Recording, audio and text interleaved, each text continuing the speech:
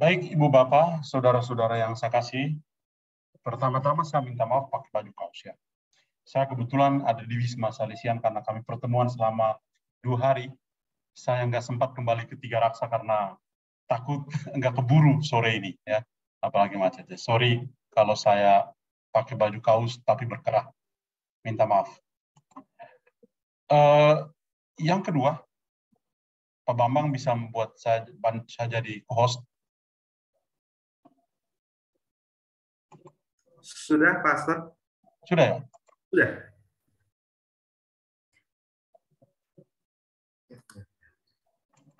Oke.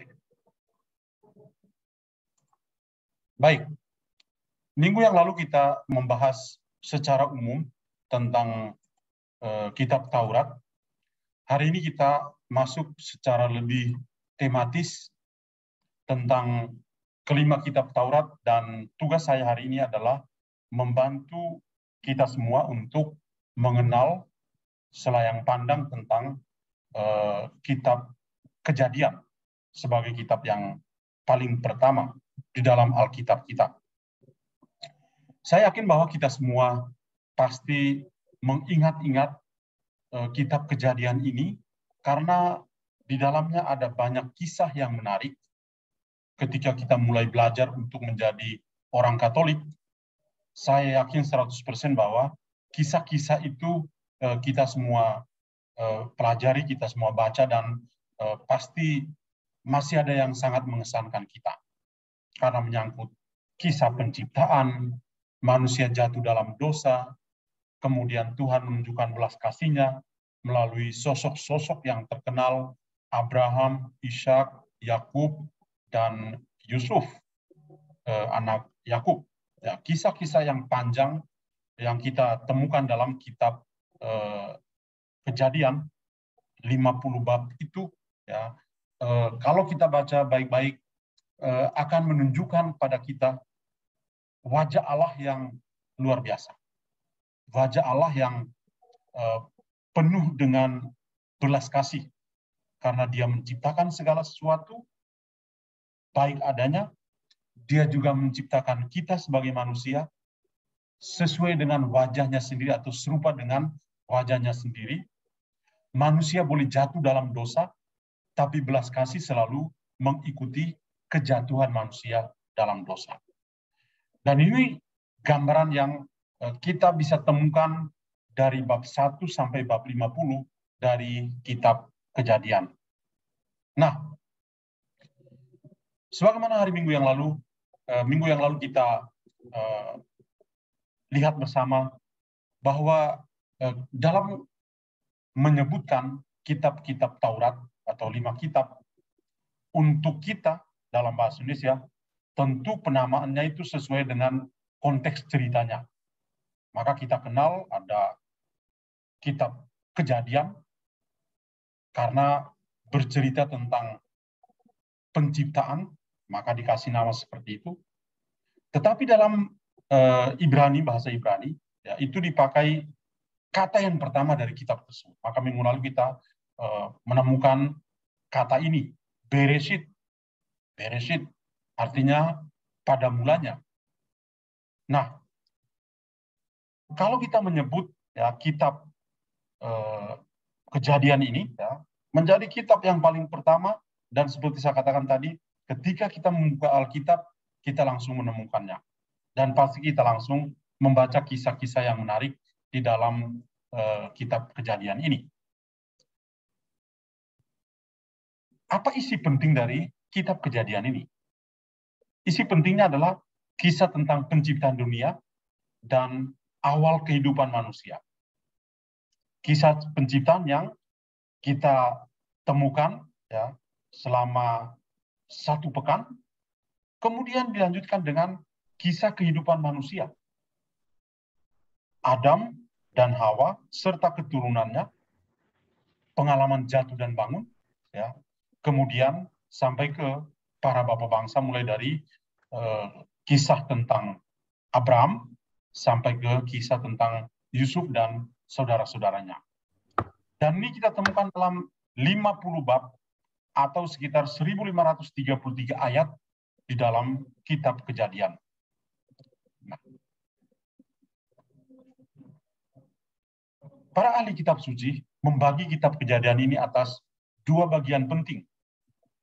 Bagian yang pertama itu mencakup bab 1 sampai bab 11. Apa yang dikisahkan dalam bab 1 sampai bab 11 ini? Tentu saja yang pertama adalah kisah tentang penciptaan. Kisah penciptaan. Dan fokus perhatian setelah kisah penciptaan adalah manusia pertama dan keturunannya. Manusia pertama dan keturunannya itu penuh dengan kebahagiaan, tetapi kemudian kejatuhan dalam dosa yang semakin menjadi-jadi. Maka kita lihat ya dalam 11 bab pertama dari kitab Kejadian ini memang boleh dikatakan mengerikan. Di satu pihak Tuhan itu begitu baik, menciptakan segala sesuatu. Di lain pihak, manusia itu menyalahgunakan kasih dan kebaikan Allah dengan jatuh ke dalam dosa, dan kejatuhannya itu semakin menjadi-jadi. Bukan hanya soal Adam dan Hawa makan buah yang dilarang oleh Tuhan, tapi juga kemudian kita lihat kisah tentang Kain dan Abel. Kemudian kisah yang paling besar lagi adalah ketika manusia melawan Tuhan dalam kisah tentang Babel, Menara Babel. Tapi di situ ya kita lihat bagaimana rencana Tuhan itu luar biasa.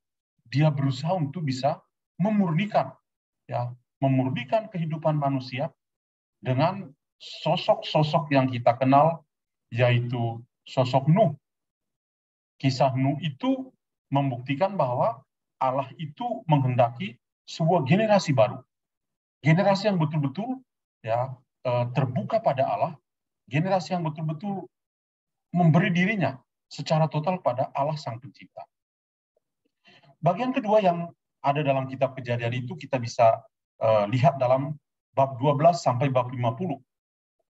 Ini kisah tentang apa? Tentang nenek moyang bangsa Israel. Ada Abraham, ada Ishak, ada Yakub, serta ke-12 anaknya. Mereka pindah ke Mesir, pertama kali ke Mesir, kembali, kemudian pergi lagi dan tinggal di Mesir. Kemudian kisah terpanjang adalah, kalau kita membaca dalam kitab Kejadian bab 37, kitab Kejadian bab 37, kemudian kitab Kejadian bab 39 sampai 50, itu ada sebuah kisah yang panjang tentang Yusuf, anak Yakub. Nah, hal yang penting di sini untuk kita adalah dua bagian penting ini. Ketika bicara tentang kitab Kejadian, ada dua bagian penting. Bagian pertama, bab 1 sampai bab 11. Bagian kedua adalah bab 12 sampai bab 50. Nah, mari kita coba lihat bagian yang pertama. Kira-kira gambarannya seperti apa? Pada bagian pertama, dalam hal ini dari bab 1 sampai bab 11 dari kitab Kejadian, hal yang paling menonjol di sana adalah gambaran umum sifat ketuhanan dan bagaimana hubungan antara Tuhan dengan manusia dan manusia dengan Tuhan sebagai penciptanya. Ini sangat jelas ya, dengan kisah penciptaan yang Tuhan lakukan, menciptakan segala sesuatu, kemudian manusia diciptakan sebagai puncak dari segala ciptaan, paling mulia, tapi kemudian ya mulailah persahabatan antara Allah dan manusia, kejatuhan manusia di hadirat Allah, dan lain sebagainya. Maka gambaran yang menonjol, ya, kalau kita membaca bagian pertama dari kitab Kejadian adalah bahwa ya ada Tuhan yang menciptakan segala sesuatu, dan bagaimana manusia itu sebagai ciptaan yang mulia berelasi dengan Sang Pencipta. Di samping itu, ya, kita juga perlu tahu bahwa di dalam bagian awal dari kitab Kejadian ini ada beberapa riwayat atau silsilah, atau orang sebut dengan toledot, riwayat atau silsilah. ada yang berupa sebuah narasi, ya, kisah-kisah tertentu, ada juga yang berbentuk silsilah, daftar keturunan tertentu dari manusia pasca Adam dan Hawa. Toledot atau riwayat atau silsilah yang muncul pada bagian pertama ini, ya, misalnya riwayat tentang penciptaan, mulai dari bab 1 ayat 1. Ya. Kemudian riwayat tentang langit dan bumi, kita bisa lihat dalam bab 2 ayat 4. Silsilah tentang Adam, lihat di bab 5 ayat 1. Riwayat tentang Nuh, bab 6 ayat 9. Silsilah tentang Shem, Ham, Yafet, itu di bab 10 ayat 1. Silsilah tentang Shem, bab 11 ayat 10. Riwayat tentang Terah, di bab 11 ayat 27. Ya. Kita bisa lihat dalam kutipan-kutipan itu berupa silsilah tertentu. Bagaimana orang ini dengan keturunan-keturunannya. Ya. Kita misalnya ya di sini kita coba lihat di bab 2 ayat yang keempat, ya. Bab 2 ayat yang keempat. Di sana ada kata Toledot, ya. Demikianlah riwayat langit dan bumi pada waktu diciptakan, ketika Tuhan Allah menjadikan bumi dan langit. Jadi ada riwayat. Riwayat tentang apa? Tentang langit dan bumi. Itu kalau kita lihat dalam kisah penciptaan, misalnya di bab 2 ayat yang keempat. Atau coba kita lihat di bab 5 ayat 1, ya. Bab 5 ayat 1. Dia mulai dengan inilah daftar keturunan Adam. Silsilah Adam, daftar keturunan Adam. Itu disampaikan di sana. Pada waktu manusia itu diciptakan oleh Allah, dibuatnya lah dia menurut rupa Allah. Kita kembali ke bab 1 ayat 26 itu. Laki-laki dan perempuan diciptakannya mereka. Ia memberkati mereka dan memberi nama manusia, Adam. Ya. Jadi kisah-kisah yang ada di sini, ya, itu ada berupa riwayat atau silsilah. Dan itu kita bisa temukan di dalam kutipan-kutipan yang ada di sini. Riwayat tentang Nuh bab 6 ayat 9, dan seterusnya. Nah, jadi kita bisa lihat bahwa hal yang menonjol di dalam bagian pertama ini adalah riwayat tentang penciptaan dan sosok manusia yang diciptakan sesuai dengan wajah dari Allah sendiri. Lalu pada bagian yang kedua, ya, pada bagian yang kedua dari kitab Kejadian adalah, ya, tadi kita juga sudah lihat kisah-kisah tentang para bapak bangsa. Mereka adalah Abraham dan juga keturunannya. Ada Abraham, ada Ishak, ada Yakub, dan ada Yusuf dan saudara-saudaranya.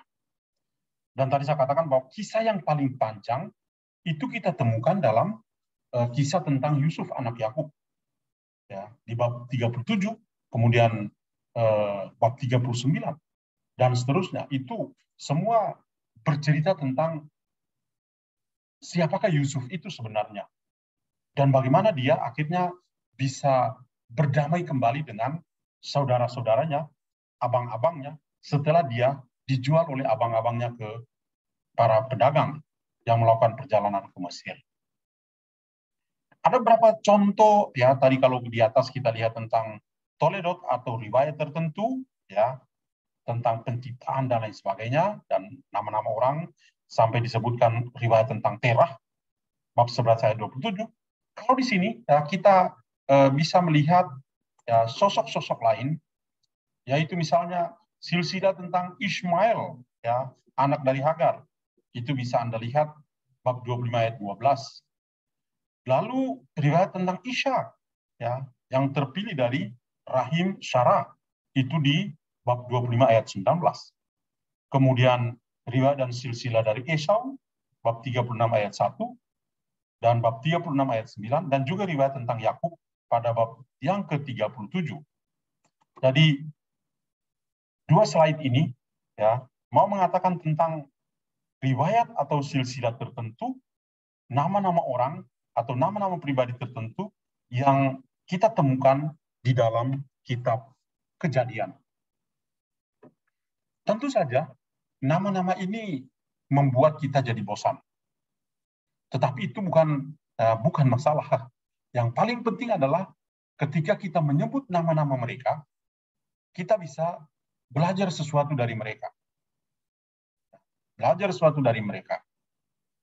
Kita menyebut nama Adam sebagai manusia pertama, kita bisa belajar bagaimana kejatuhan dari Adam. Ya, kejatuhan dari Adam. Ketika jatuh dalam dosa, dan Tuhan berjalan, dan dia memanggil, Adam, di manakah engkau, hai manusia? Ya. Dan Adam dengan jujur mengatakan, waduh, saya lagi sembunyi nih, ya, saya malu. Tuhan mengatakan, wah, kenapa malu? Saya telanjang. Oh, berarti kamu ini sudah tidak patuh pada apa yang sudah saya sampaikan pada kamu. Oh iya, makan buah pohon terlarang. Karena perempuan yang engkau berikan pada saya, dia kasih pada saya. Menarik ya. Kemudian, Hawa juga tidak ketinggalan. Oh, saya tidak bersalah.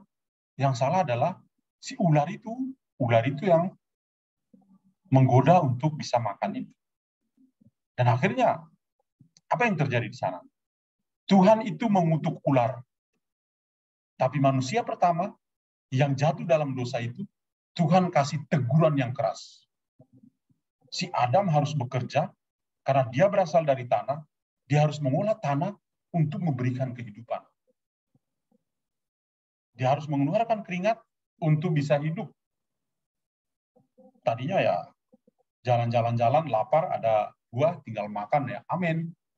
Sekarang karena jatuh dalam dosa, konsekuensinya apa? You harus kerja. Dan itu yang kita alami sampai sekarang. Hawa, ibu dari segala ciptaan, atau ibu dari segala kehidupan, ketika melahirkan, dia akan kesakitan. Dan itu terjadi sampai saat ini. Nah, jadi lihat ya, hal yang penting dalam kitab Kejadian adalah dua bagian ini. Nah, mari kita coba perhatikan bagian pertama dulu ya. Bagian pertama dari kitab Kejadian yang terkenal 11 bab tapi penuh dengan makna yang sangat mendalam. Karena tadi saya katakan berpusat pada riwayat atau kisah-kisah tentang penciptaan dan kisah-kisah tentang manusia pertama, kejatuhannya dalam dosa, dan belas kasih Allah. Itu yang kita temukan secara nyata dalam bagian pertama dari kitab Kejadian ini. Nah, hal yang paling pertama adalah sebuah pertanyaan ini. Siapakah manusia itu di hadirat Tuhan? Ini adalah sebuah gambaran, ya, sebuah pertanyaan yang berkaitan erat dengan bagaimana Tuhan itu begitu hebat. Dia menciptakan yang lain-lain, kemudian yang terakhir adalah dia ciptakan manusia sebagai mahkota dari segala ciptaan. Mahkota dari segala ciptaan. Manusia itu begitu bernilai. Kalau kita membaca kisah tentang Adam, ya, Adam misalnya, setelah Tuhan menciptakan dia panggil Adam, Adam, sini. Sekarang you harus kasih nama pada semua hewan-hewan yang ada ini. Adam itu berhasil memberi nama-nama pada hewan-hewan itu. Tapi ternyata Adam tidak tertarik pada mereka. Maka Tuhan melihat bahwa ada sesuatu yang kurang dari Adam. Karena apa? Karena dia tidak tertarik dengan hewan-hewan yang dia sudah kasih nama. Lalu apa yang dilakukan oleh Tuhan? Tuhan membuat Adam tidur, mengambil tulang rusuk, membentuk sebuah manusia baru, seorang manusia baru yang namanya Hawa. Ketika Adam bangun, dia melihat ada banyak hewan-hewan di situ, tapi ada satu makhluk lain yang unik, yaitu Hawa. Maka Adam mengatakan pada Hawa, inilah tulang dari tulangku dan daging dari daging. Dan dengan perkataan itu, membuat Adam dan Hawa itu cocok, sepadan satu sama lain, dan mereka menjadi satu daging. Nah, kisah manusia pertama, ya, siapakah manusia itu? Lalu kita bisa melihat manusia itu begitu mulia di hadirat Tuhan. Manusia itu begitu sempurna. Tuhan ciptakan dia sesuai dengan rupanya sendiri, wajahnya sendiri. Ya. Kemudian Tuhan juga memberikan segala-galanya, kecuali pohon pengetahuan yang dilarang oleh Tuhan supaya mereka jangan makan. Tapi yang lain-lain, mereka bisa menjadi administrator untuk segala ciptaan yang lain. Tapi sayang sekali, mereka jatuh dalam dosa, dan akhirnya keturunannya pun jatuh dalam dosa. Bangsa Israel memandang dirinya, ya, kalau mereka membaca, orang-orang Israel kalau membaca teks dari kitab Kejadian ini, mereka itu memandang diri mereka sebagai bangsa yang istimewa, bangsa yang khusus, pilihan dari Allah. Dan konsekuensinya adalah mereka akan menyembah Allah yang mereka sapa sebagai Elohim, sebagai Yahweh, ya, sebagai Yahweh. Nah, kita lihat itu ya, tidak hanya dalam bagian pertama dari kitab Kejadian, bab 1 sampai bab 11, tapi juga nanti dalam bab 12 sampai bab 50. Di 11 bab pertama ini, kita lihat manusia jatuh dalam dosa, tapi penyertaan akan kasih dan kebaikan Tuhan tetap mengikutinya. Saya kasih contoh tadi tentang Adam dan Hawa. Mereka jatuh dalam dosa, tapi yang mendapat kutukan adalah ular. Ini punya makna yang luar biasa. Manusia, apapun dia, tetaplah yang mulia. Tetaplah yang diciptakan sewajah dengan Allah sendiri. Jadi Allah tidak bisa mengutuk dirinya sendiri. Ya. Tapi yang dia kutuk adalah lawan dari kebaikan, yaitu kejahatan, iblis. Atau kita misalnya lihat dalam, kalau nanti Anda baca kisah tentang Kain dan Abel. Abel memang bersalah, Kain memang bersalah. Ya. Tetapi, apakah Tuhan menghukumnya? Kalau kita membaca riwayat tentang Kain, maka kita akan melihat bahwa Tuhan juga memberikan tanda kepada Kain. Dan itu menjadi tanda yang melindungi, yang menyelamatkan dia. Jadi Kain, sejahat apapun dia, ya, dia jatuh dalam dosa. Dia membunuh saudaranya. Tapi Tuhan tidak menghabiskan Kain. Dalam dialog, ya, Kain itu menunjukkan kesombongannya. Ketika Tuhan bertanya kepadanya, Kain, di manakah adikmu? Memang saya punya tugas menjaga adik saya. Lalu Tuhan mengatakan kepada dia, iya, tapi darah adikmu itu berteriak-teriak sampai ke telingaku. Dan kemudian, ya, kita kalau membaca kisah lain dari Kain adalah, meskipun dia jatuh dalam dosa, tapi Tuhan memberi tanda yang menyelamatkan. Jadi di balik kejahatan itu, ya, Tuhan itu tetap menunjukkan kerahimannya kepada manusia. Satu contoh lain yang kita bisa lihat adalah dalam kisah tentang Nuh.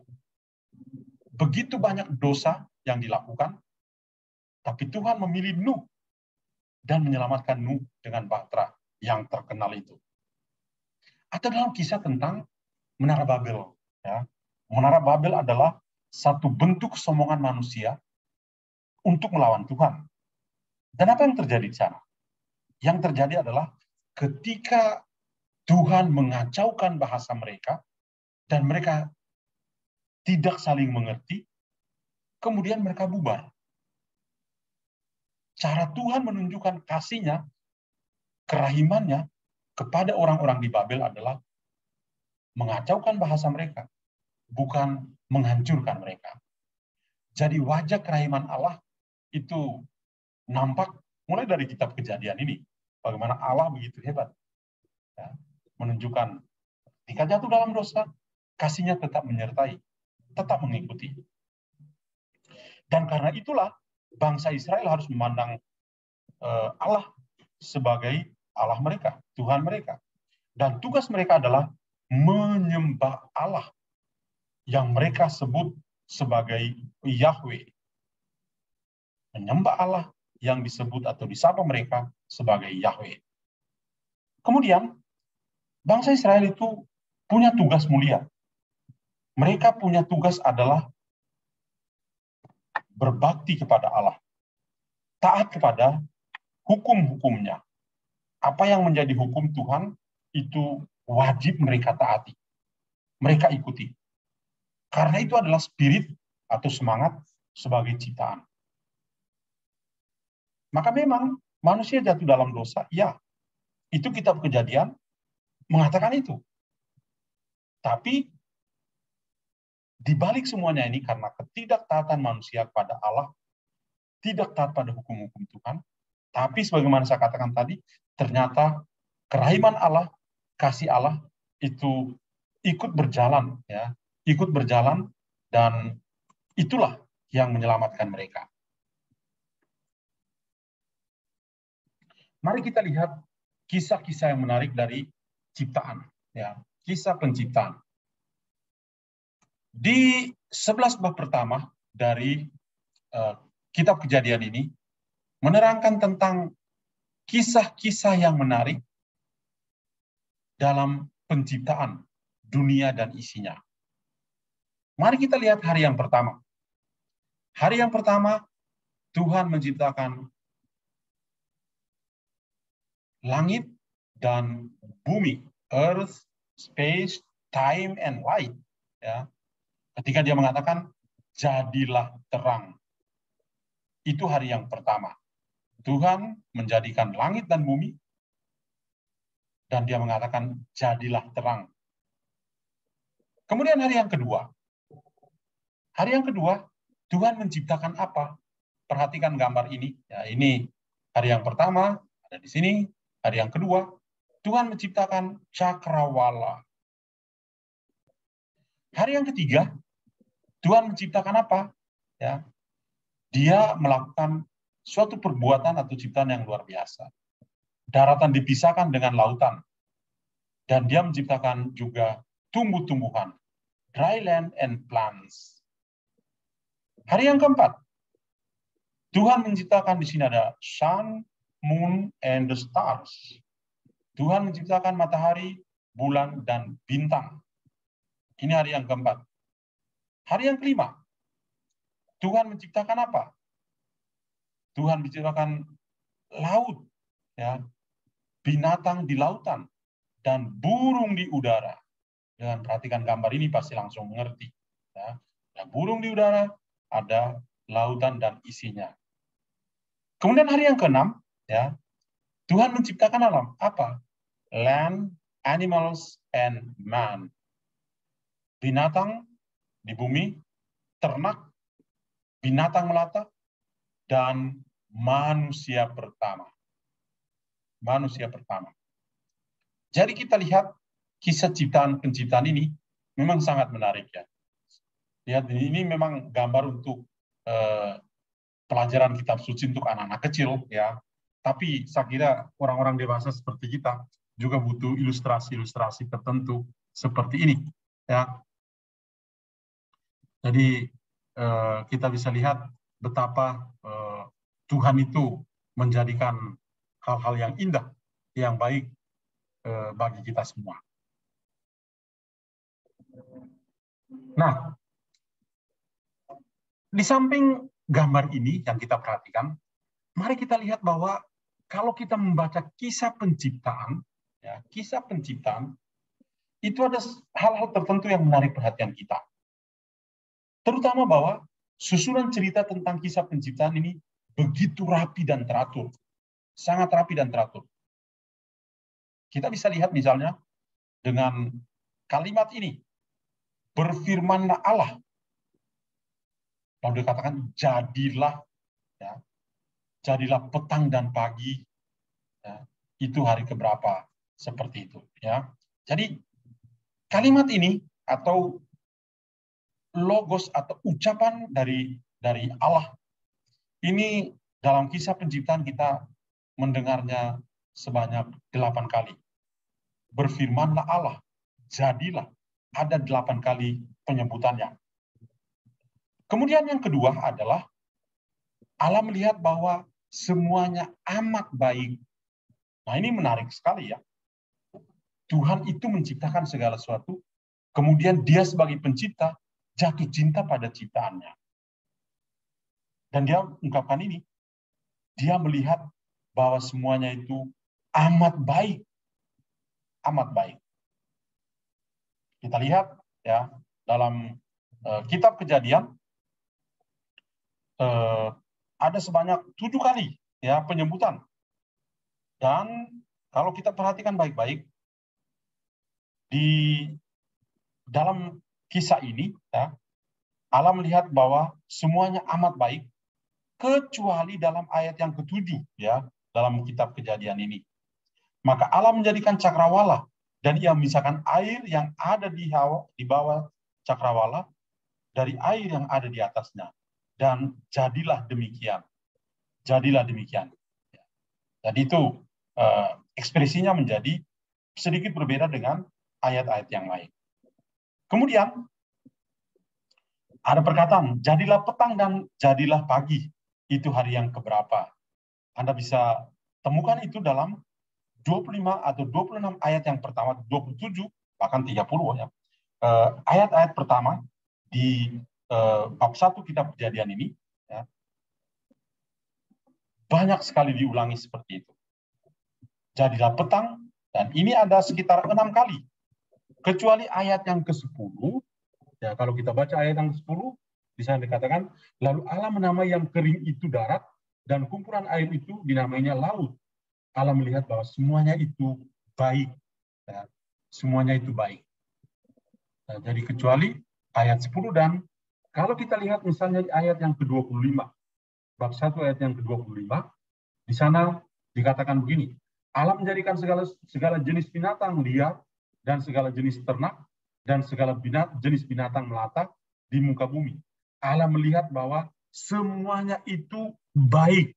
Nah, jadi ini untuk menjelaskan bahwa dari hari pertama sampai hari yang ke-6 ini, ya, cerita tentang kisah penciptaan itu begitu rapi dan teratur. Rapi dan teratur. Apalagi dengan ungkapan-ungkapan seperti itu. Berfirman Allah, jadilah. Ini 8 kali diulang. Kalau kita baca, ya, Allah melihat bahwa semuanya itu baik, amat baik. Ini 7 kali, ya, 7 kali disebutkan. Hanya kecuali di ayat yang ke-7 itu. Lalu jadilah petang dan jadilah pagi. Itu hari yang keberapa? Nah, ini 6 kali disebutkan. Kecuali 2 ayat ini. Ayat yang ke-10 dan ayat yang ke-25. Jadi kita bisa melihat bahwa ternyata kisah penciptaan itu begitu rapi dan teratur. Sangat terstruktur.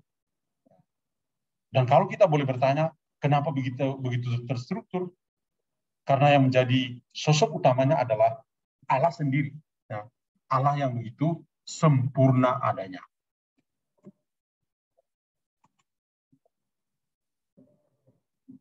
Nah, mari kita lihat lebih jauh. Ya. Kalau kita perhatikan baik-baik masih dalam kisah penciptaan ya, nah, meskipun kita ini orang Katolik dari zaman dulu, tapi kalau ditanya hari keberapa Tuhan menciptakan ini dan itu, kita juga masih lupa. Ya. Maka silakan perhatikan tabel di samping, perhatikan juga gambar-gambar yang ada ini. Ya. Saya kira bahasa Inggris semua bisa paham, jadi bisa dilihat. Ya. Nah, mari kita perhatikan ruang, hari, dan pengisinya apa. Karena kita lihat tentang kisah penciptaan bumi dan isinya. Mari kita lihat di hari yang pertama dan hari yang keempat. Ya. Hari yang pertama dan hari yang keempat. Di sana, ruangan bumi ini ada terang, ada siang, ada malam. Ada terang dan gelap. Nah, kenapa ada terang? Ya, karena Tuhan mengisi bumi ini dengan apa? Dengan benda penerang yang besar, yaitu matahari. Kemudian ada bulan dan ada bintang. Lihat ini, ya. Nomor 1 dan nomor 4. Lalu perhatikan di tabel. Ruangnya apa?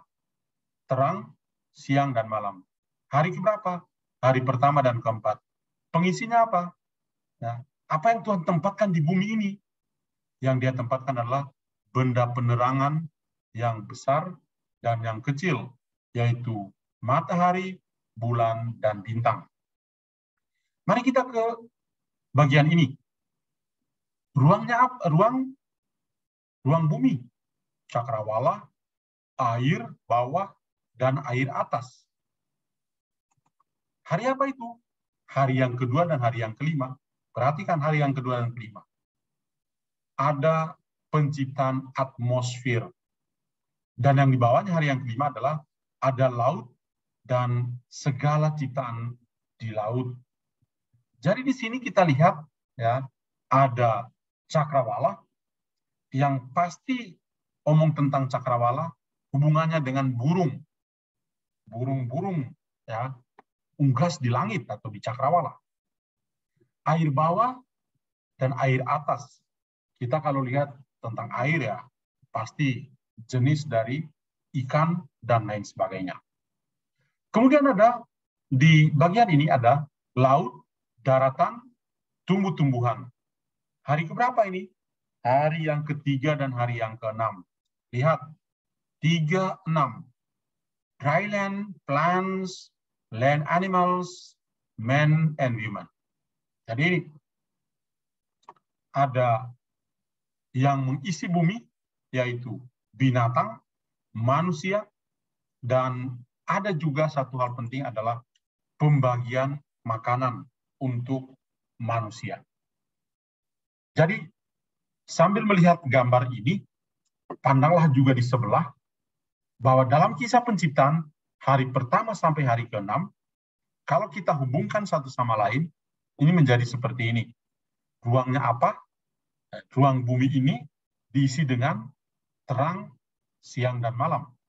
Kemudian pengisinya adalah benda penerangan besar dan kecil, atau matahari, bulan, dan bintang. Lalu ini, hari kedua dan kelima, cakrawala, air bawah, air atas.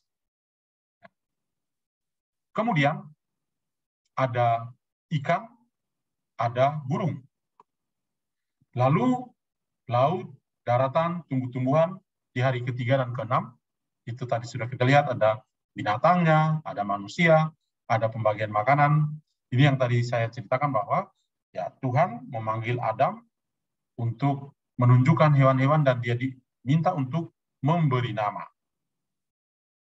Nah, dari apa yang tadi kita lihat di sini, ya, apa yang penting di sini? Ya, hal yang penting di sini adalah perkataan-perkataan ini yang kita temukan dalam kisah penciptaan di bagian-bagian awal dari kitab Kejadian ini. Yang pertama, Tuhan itu memiliki kuasa yang luar biasa. Berfirmanlah Allah, jadilah. Tuhan menciptakan segala sesuatu dari ketiadaan. Dia tidak pakai ini dan itu untuk mencipta, tapi dari ketiadaan. Maka dia berfirman, ya, Allah berfirman, dan jadilah.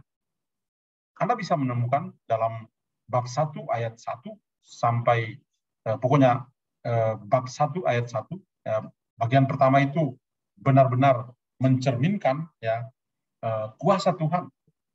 Tuhan berkata, maka semua jadi. Jadilah. Kemudian hal lain yang juga penting untuk kita lihat dalam bagian ini adalah bahwa irama waktu, ya, ritme dari waktunya, waktu penciptaan maksudnya, juga luar biasa. Ada 6 hari dia mencipta, dan hari yang ke-7 dia beristirahat. Nah, di sini kita perlu lihat bahwa ternyata irama waktu itu juga diciptakan oleh Tuhan. Tuhan juga menciptakan itu. Jadi bukan mengada-ada, ya, tapi Tuhan juga menciptakan itu. Satu lagi adalah benda-benda penerangan adalah barang ciptaan Allah. Benda-benda penerangan itu barang ciptaan Allah. Apa itu? Ada sun, moon, and the stars. Matahari, bulan, dan bintang. Benda-benda penerang adalah barang ciptaan Allah. Karena apa? Karena ini memisahkan mana terang dan mana gelap, mana siang dan mana malam, dan juga berpengaruh dalam revolusi dan rotasi bumi. Ada pergantian hari, berarti ada penanggalan, dan juga ada pergantian musim. Jadi ini penting juga untuk kita lihat bahwa sebetulnya dalam kitab Kejadian itu sudah ada hal-hal seperti ini. Ya. Sudah ada hal-hal seperti ini. Dan itu menunjukkan Allah begitu sempurna, ya. Allah begitu sempurna menjadikan segala sesuatu seperti ini. Benar-benar penerang, ya, juga ciptaan Dia. Dan menurut gambar dan rupa kita, ya, sebelumnya Allah berkata, jadilah, hendaklah penciptaan manusia. Kalau dalam penciptaan manusia, Dia katakan, marilah kita menjadikan. Nah, Anda bisa lihat di sini kalimat yang terakhir ini, ya. Kalimat terakhir ini menarik perhatian kita. Menurut gambar dan rupa kita, itu dalam kisah, ya, penciptaan manusia. Ya. Sebelumnya di hari pertama, kedua, ketiga, keempat, kelima ini, ya, itu Tuhan mengatakan jadilah, hendaklah, ya, hendaklah, jadilah, hendaklah. Itu Tuhan ciptakan yang lain ini. Earth, space, time, light, atmosphere, dry land, plants, sun, moon, stars. Ya. Ini Tuhan ciptakan seperti itu. Ya. Sea, flying creatures, dan lain sebagainya. Itu dia menggunakan kalimat apa? Dia berkata apa? Jadilah dan hendaklah. Tapi ini berbeda ketika dia menciptakan manusia. Ketika dia menciptakan manusia, dia berkata begini, marilah kita menjadikan. Marilah kita menjadikan. Dia tidak omong lagi, jadilah, hendaklah, seperti yang lain-lain. Tapi untuk menciptakan manusia, Tuhan mengatakan, marilah kita menjadikan. Para bapak gereja lalu menafsirkan kata kita dengan apa? Dengan Allah Tritunggal Maha Kudus. Allah bersabda, Allah mencipta. Memang kita percaya Allah yang mencipta segala sesuatu adalah Allah Bapa. Tapi jangan lupa bahwa dalam paham Tritunggal Maha Kudus, ya, Allah Bapa, Allah Putra, dan Allah Roh Kudus itu adalah satu. Ya. Bukan salah satu, tapi satu saja. Maka di sini, kenapa penulis, ya, kitab Taurat mengatakan, ya, memberi kesaksian, marilah kita menjadikan. Marilah kita. Dan ini menarik, ya, untuk kita lihat bersama itu. Manusia adalah ciptaan yang paling mulia. Dan Tuhan sendiri berkata, baiklah kita menjadikan manusia menurut gambar dan rupa kita. Bab 1 ayat yang ke-26. Apakah kita pernah bangga sebagai manusia? Baiklah kita menjadikan manusia menurut gambar dan rupa kita sendiri. Waduh, siapakah diri kita ini orang paling tidak sempurna? Tapi yang terjadi adalah Tuhan menciptakan Anda dan saya itu menurut gambar dan rupanya sendiri. Menurut gambar dan rupanya sendiri. Allah seperti apalagi yang harus kita sembah kalau bisa dia sebaik ini, sehebat ini. Manusia jatuh ke dalam dosa, namun rencana Allah itu tidak berubah. Tuhan mengusahakan kebahagiaan manusia. Ini benar sekali. Manusia boleh jatuh ke dalam dosa. Tapi rencana Allah untuk menyelamatkan itu tidak berubah. Bahkan Tuhan sendiri mengusahakan yang namanya kebaikan manusia. Yang dia cari itu kebaikan. Mungkin kita terlalu menghitung-hitung apa yang Tuhan beri, ya. Seharusnya kita berprinsip seperti ini. Manusia boleh jatuh dalam dosa, namun rencana Allah itu tidak bisa berubah. Tuhan mengusahakan kebahagiaan manusia. Jadi yang kita harapkan dari Tuhan sebagai orang berdosa adalah Tuhan menyelamatkan kita, dan dengan keselamatan itu tentu kebahagiaan juga menjadi milik kita. Mari kita coba lihat lingkaran cerita tentang Adam. Lingkaran cerita tentang Adam seperti apa? Ya. Dalam bagian pertama ini, strukturnya cukup jelas. Ada beberapa cerita yang memang terputus dalam silsilah yang panjang. Anda bisa baca sendiri dalam Kejadian bab 5, bab 10, dan bab 11. Itu 3 bab yang kalau Anda baca, Anda akan bersyukur pada Tuhan. Dan hal yang pertama yang saya mau sampaikan di sini adalah tentang lingkaran cerita Adam. Bagaimana cerita tentang Adam? Ya, penciptaan langit dan bumi. Kita baca dalam 2 kisah yang berbeda. Ya, di bab 1, ayat 1, dan di bab yang kedua, ya, ayat yang keempat. Jadi kalau di bab 1 ayat 1 sampai dengan ayat yang ke-31, kemudian dilanjutkan dengan bab 2, ya, bab 2 ayat sampai dengan ayat yang keempat, kita akan melihat bagaimana Tuhan itu luar biasa. Yang namanya gelarnya sebagai pencipta itu benar-benar ada. Kita bisa lihat dalam kitab Kejadian bab 2, salah satu bisa membaca bab 2 ayat 4 saja. Bab 2 ayat 4. Kira-kira siapa yang bisa baca?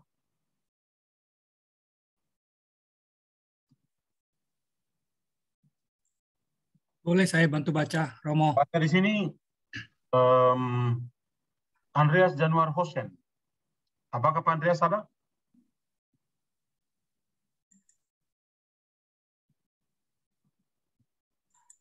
Atau Lena Jap? Boleh saya bantu baca Kejadian 2 ayat 4 ya? Oke, silakan. Demikianlah riwayat langit dan bumi pada waktu diciptakan, ketika Tuhan Allah menjadikan bumi dan langit. Belum ada semak apapun di bumi, belum timbul tumbuh-tumbuhan apapun di padang, sebab Tuhan Allah belum menurunkan hujan ke bumi, dan belum ada orang untuk mengusahakan tanah itu. Tetapi ada kabut naik ke atas dari bumi dan membasahi seluruh permukaan bumi itu. Oke, cukup. Ketika itulah ya, cukup. Yang penting di sini adalah pada bab 2 ayat 4 itu, ya, sebagai bagian terakhir, ya, dari kisah yang panjang, ya, tentang lingkaran, ya, atau tentang penciptaan langit dan bumi ini. Anda bisa baca dalam bab 1 ayat 1 sampai bab 2 ayat 4. Ini ada 2 kisah, ya, 2 kisah yang penting dari kisah penciptaan. Nanti bisa dibaca. Lalu yang kedua adalah penciptaan manusia dan pemberontakan manusia. Ini masuk dalam lingkaran cerita tentang Adam, ya, karena kalau kita misalnya membaca di dalam kitab Kejadian, mulai dari bab 2 ayat 4 sampai bab 3 ayat 24, ya, itu kita akan melihat ada penciptaan manusia dan juga ada pemberontakan manusia kepada Allah. Ya. Lalu tidak berhenti di situ. Selain penciptaan dan pemberontakan, juga ada dampaknya. Apa sih akibat-akibat dari kejatuhan manusia dalam dosa? Itu kita misalnya membaca dalam bab yang keempat, mulai dari kisah Kain dan Abel. Ya, Kain dan Abel. Kemudian ada keturunan Kain, Set dan Enos. Ya. Ini kita bisa saksikan betapa akibat dari kejatuhan atau pemberontakan manusia di hadirat Allah itu adalah dosa yang semakin bertambah.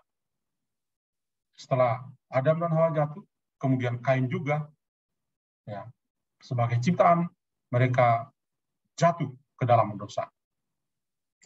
Kemudian ada bab yang kelima, ya, Bab yang kelima itu tentang silsilah Toledot yang tadi kita lihat dari bagian awal namanya Toledot. Kisah-kisah silsilah Adam dan juga Nuh. Jadi situ ada keturunan Adam, ya, disebutkan di sana banyak sekali. Ya. Kemudian ada juga kisah tentang Nabi Nuh. Nah, tadi juga kita singgung manusia itu memberontak. Padahal Tuhan itu, ya, ketika Dia ciptakan manusia serupa dengan Dia. Tuhan kasih kebebasan. Segala sesuatu di kebun atau di Taman Firdaus itu adalah milik dari manusia pertama. Tapi lihatlah, kalau kita lihat dalam Kitab Kejadian bab 2 ayat 4b sampai 17, ya, itu kisah yang indah ini. Manusia ditempatkan di dalam kebun Eden. Ya, kebun Firdaus atau Taman Firdaus. Itu sebuah kisah yang membuat kita membayangkan Tuhan itu, wah, luar biasa. Kemudian dalam Kejadian bab 2 ayat 18 sampai 25, ya, itu kisah tentang penciptaan manusia. Di mana tadi saya juga sudah ceritakan pada awal pelajaran ini, bahwa ketika Tuhan memanggil Adam dan minta Adam untuk memberikan nomenklatur atau penamaan untuk jenis-jenis hewan yang ada, ternyata nggak cocok. Dia hanya bisa kasih nama, tapi nggak ada ikatan batin, kecocokan dengan hewan-hewan itu. Karena Adam berpikir dia memang beda. Ya. Nah, lalu apa yang terjadi? Tuhan memberikan penolong yang sepadan. Kejadian bab 2 ayat 18 sampai 25. Ini harus dibaca oleh bapak-bapak, ibu-ibu itu, ya. Karena apa? Karena menarik sekali. Bagaimana manusia pertama Adam itu dikasih penolong. Dan penolong itu bukan sekedar penolong. Penolong itu sepadan. Sepadan itu artinya cocok.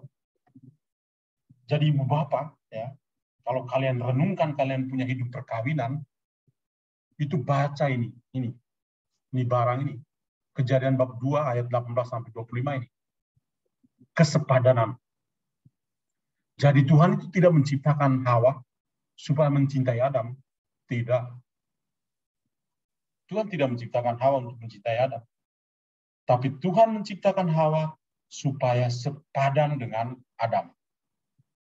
Konsekuensi logisnya apa? Konsekuensi logisnya apa?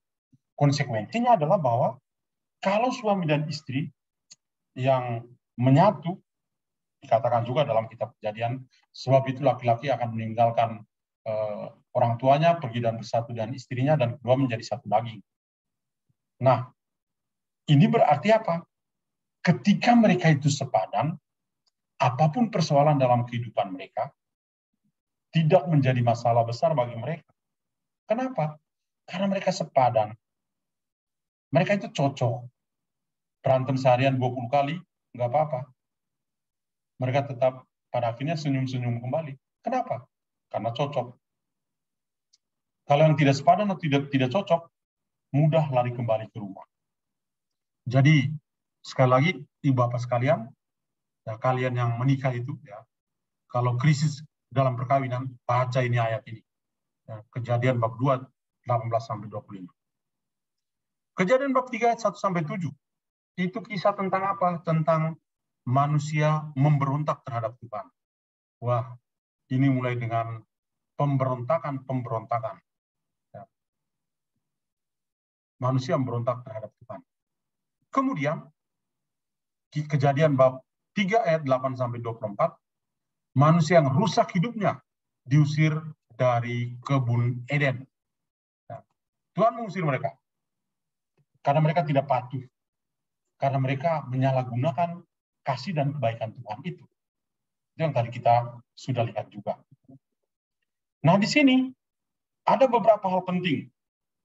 Pertama, manusia dan kebunnya. Tuhan setelah menciptakan, dia kasih kebun. Ini Taman Eden, ini Taman Firdaus. Ini kebun Firdaus. Buat siapa? Buat manusia. Jadi itu penyerahan kepada manusia, dan manusia bertindak sebagai administrator. Ada pohon kehidupan yang buahnya mampu memelihara hidup manusia selama-lamanya. Kalau Anda baca dalam Kejadian bab 3 ayat 22. Silakan salah seorang bisa membaca. Bab 3 ayat 22.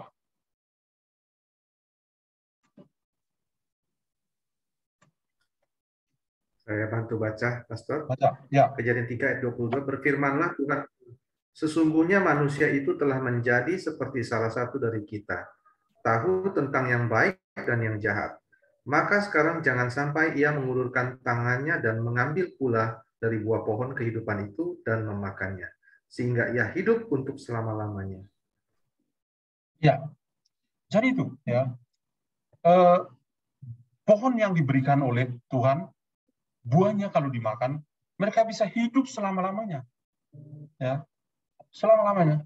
Tapi yang menjadi masalah adalah ini, pohon pengetahuan tentang yang baik dan jahat. Ini yang dilarang oleh Tuhan. Perhatikan gambar yang saya selipkan di sini. Ketika Tuhan tanya pada Adam, kamu di mana? Atau di manakah engkau? Ya. Adam mengatakan, saya malu sama Tuhan karena saya telanjang. Oh, berarti kamu sudah makan buah dari pohon pengetahuan ya? Jawaban dari Adam adalah apa? Perhatikan tangan kedua orang ini. Wanita yang engkau berikan kepada saya itu, yang katanya sepadan dengan saya itu, memberinya kepada saya supaya saya makan. Karena mereka ini ya tulang dari tulangku dan daging dari dagingku, maka kompak betul. Si perempuan tidak mau kalah. Dia tidak merasa bahwa dia bersalah. Tapi dia over beban. Ular itulah yang menggoda aku sehingga aku ambil dan makan. Jadi Adam lupa diri bahwa memang dia melanggar perjanjian dengan Tuhan. Itu sudah salah. Tapi masih membenarkan diri, oh perempuan itu yang kasih. Perempuan yang kamu kasih saya itu dia yang ambil dan kasih saya makan. Adam merasa seperti tidak bersalah. Dan ini persis seperti kita ini. Ya. Persis seperti kita. KKS, sama aja. KKS juga manusia. Persis. Selalu mengover kesalahan pada orang lain. Ya. Dan kita selalu merasa diri sebagai orang kudus zaman ini. Seperti Adam.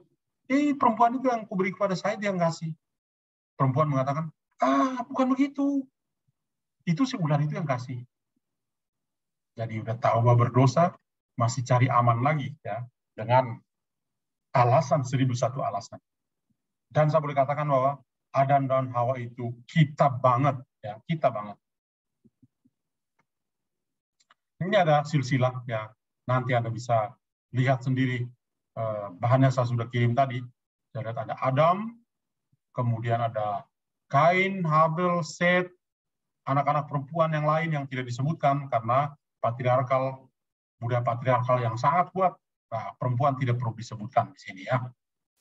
Nah, kemudian ada keturunan Kain adalah Henok, Irad, Mehuel, Metusael, dan Lamek. Wah, ini yang tingkat kejahatan super. Set, Enos, Kenan, dan seterusnya.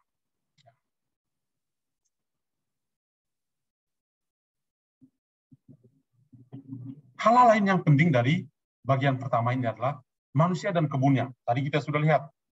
Ada penolong yang sepadan. Tadi kita juga sudah lihat. Manusia diciptakan serupa dengan Allah. Tadi juga kita lihat. Lalu ada kutukan. Karena kejatuhan mereka dalam dosa. Ada hukuman. Tadi saya katakan hukuman pada Adam adalah, Adam, engkau dari debu dan akan kembali menjadi debu. Karena itu dia punya tugas adalah mengolah.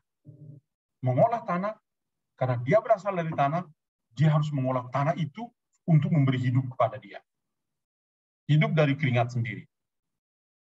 Coba kalau Adam dan Hawa tidak jatuh dalam dosa, ya mungkin kita punya cerita hidup berbeda ya. Tapi ya inilah nenek moyang kita.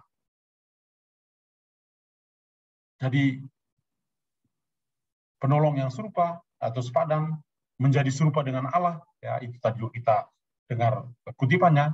Kemudian ada kutukan, ada hukuman, tapi selalu saja ketika ada hukuman, belas kasih Allah itu tetap ikut berjalan. Jadi manusia betul-betul merasakan yang namanya God is love. Allah adalah kasih, itu mulai dari kitab Kejadian kita sudah bisa temukan.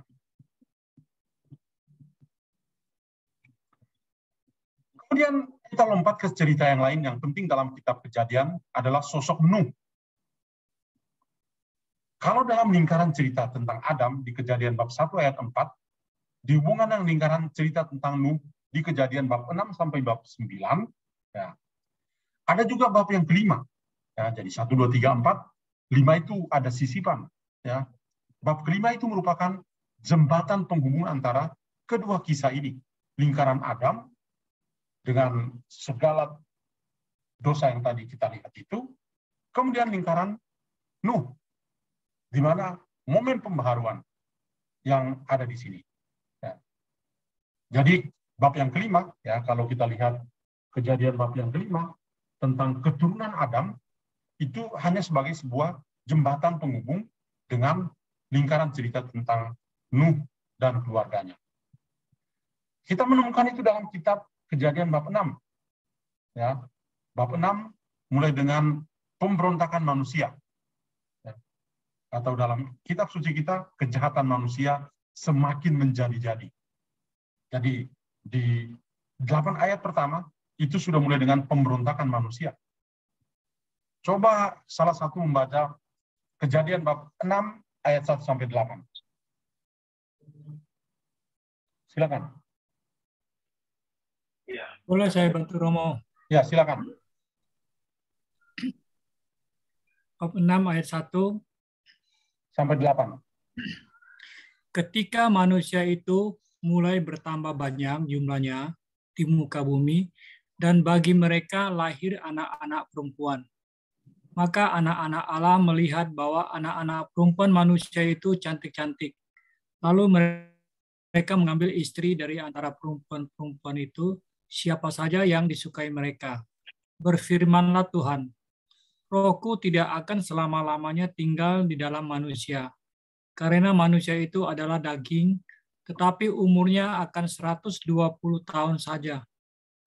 Pada waktu itu orang-orang raksasa ada di bumi, dan juga pada waktu sesudahnya, ketika anak-anak Allah menghampiri anak-anak perempuan manusia, dan perempuan-perempuan itu melahirkan anak bagi mereka. Inilah orang-orang yang gagah perkasa di zaman purbakala, orang-orang yang kenamaan.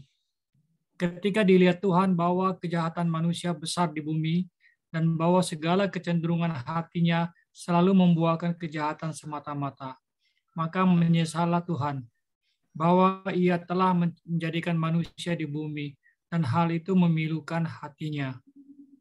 Berfirmanlah Tuhan, Aku akan menghapuskan manusia yang telah kuciptakan itu dari muka bumi, baik manusia ataupun hewan, dan binatang melata, dan burung-burung di udara, sebab aku menyesal bahwa aku telah menjadikan mereka. Tetapi Nuh mendapat kasih karunia di mata Tuhan. Demikian firman Tuhan. Ya, dan kita lihat itu ya, kalau kita perhatikan baik-baik, di 8 ayat pertama dari kitab Kejadian bab 6 ini, betul-betul mengisahkan tentang situasi manusia. Di satu pihak, ada manusia yang baik, tapi di lain pihak, ada manusia yang jahat. Maka di situ, sambil kita melihat manusia dengan kejahatannya, tapi Tuhan selalu menampakkan dirinya dengan cara yang berbeda. Tadi hati Tuhan itu pilu ketika melihat manusia jatuh dalam dosa. Tuhan menyesal, ya, menyesal. Kenapa dia menciptakan manusia yang akhirnya jatuh dalam dosa dan melawan dia? Tadi kita lihat di ayat yang ke-6 misalnya, maka menyesallah Tuhan bahwa ia telah menjadikan manusia di bumi dan hal itu memilukan hatinya. Tapi tidak berhenti di situ. Meskipun memilukan hati, tapi kita lihat bahwa kasih dan kebaikannya itu tetap ada di belakang dan mengikuti. Ya. Ketika ada kejahatan dan ada kebaikan, maka kebaikan akan memenangkan kejahatan. Kemudian ada air bah, kisah air bah di bab kisah air bah dan juga Bahtera Nuh yang terkenal. Silakan Anda bisa baca sendiri di Kejadian bab 6 ayat 9 sampai 8 ayat 20. Ya, cukup banyak, cukup panjang. Silakan baca sendiri. Maaf Romo, boleh tanya sebentar nggak Pak Romo? Halo? Ya. Romo boleh tanya nggak Romo? Setelah pelajaran baru tanya. Baik. Ya. Kemudian jadi ada kisah tentang riwayat Nuh, ya, dimulai dari air bah dan juga Batra, Kejadian bab 6 ayat 9 sampai bab 8 ayat 20. Cukup panjang kisah itu. Kemudian ada perjanjian antara Tuhan dan Nuh. Kejadian bab 8 ayat 21 sampai bab 9 ayat 17. Nah, kita lihat bahwa di satu pihak, ya, Tuhan memurnikan segala sesuatu dengan sebuah generasi yang baru dan tidak berhenti di situ. Tapi Tuhan kemudian menambahkan dengan apa? Membuat perjanjian, mengikat perjanjian dengan manusia supaya manusia itu bisa hidup sesuai dengan kehendaknya sendiri. Maksudnya kehendak Tuhan. Lalu kita juga bisa lihat di kelanjutannya adalah di bab 9 ayat 18 sampai 29 itu tentang dosa dari Ham. Lalu ada juga daftar nama bangsa-bangsa, Kejadian bab 10, kemudian Menara Babel di bab 11 ayat 1 sampai 9, dan silsilah dari Shem sampai ke sosok tentang Abraham. Nah, menarik di sini kalau kita bisa lihat di bab yang ke-11. Cerita tentang Menara Babel. Ya. Tadi saya mengatakan begini. Ketika manusia jatuh dalam dosa, salah satu dosanya adalah kesombongan. Bahkan bersaing dengan Allah. Dan mereka mau berperang melawan Allah. Tapi apa yang terjadi di sini? Tuhan berusaha untuk mengacaukan bahasa mereka. Dan dengan mengacaukan bahasa mereka, mereka pulang ke rumah masing-masing. Mereka tidak melawan Tuhan. Tidak jadi. Karena apa? Tuhan sudah mengacaukan mereka punya bahasa. Tidak bisa komunikasi satu dengan yang lain.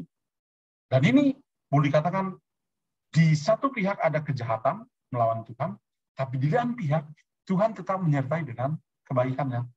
Meskipun dia mengacaukan bahasa-bahasa mereka. Kemudian, dalam kisah tentang air bah juga, satu hal yang penting di sini adalah kisah tentang Bahtera. Ya. Lingkaran cerita Nuh itu dibedakan, ya, ada Menara Babel, tapi yang penting di sini ada tentang Bahtera Nuh ini yang terkenal, di mana ya generasi dari keturunan Nuh adalah sebuah generasi yang baru, yang betul-betul Tuhan mau memurnikan mereka.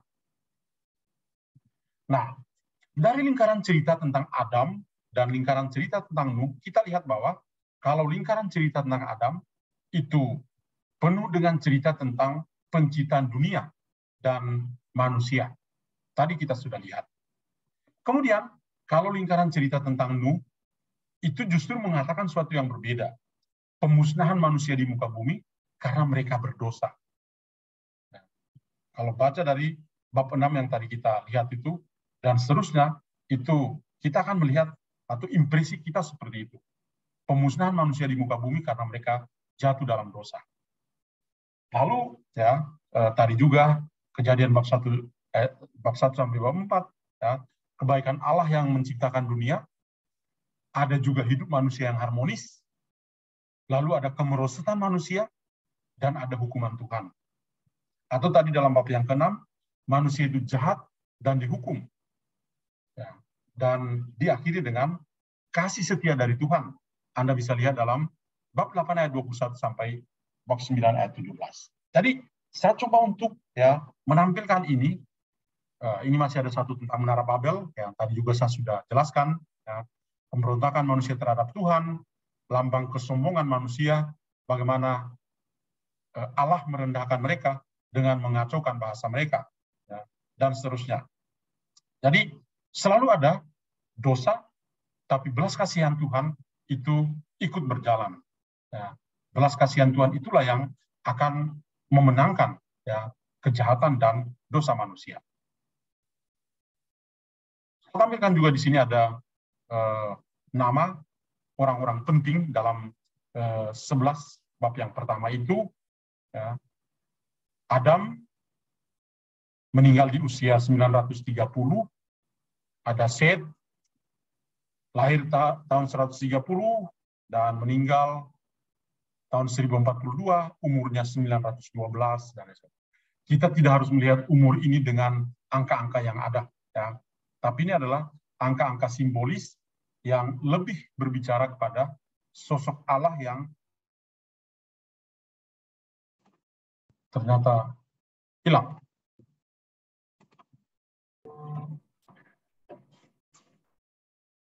Oke, sorry karena tiba-tiba internet saya terganggu ya. Maklumi.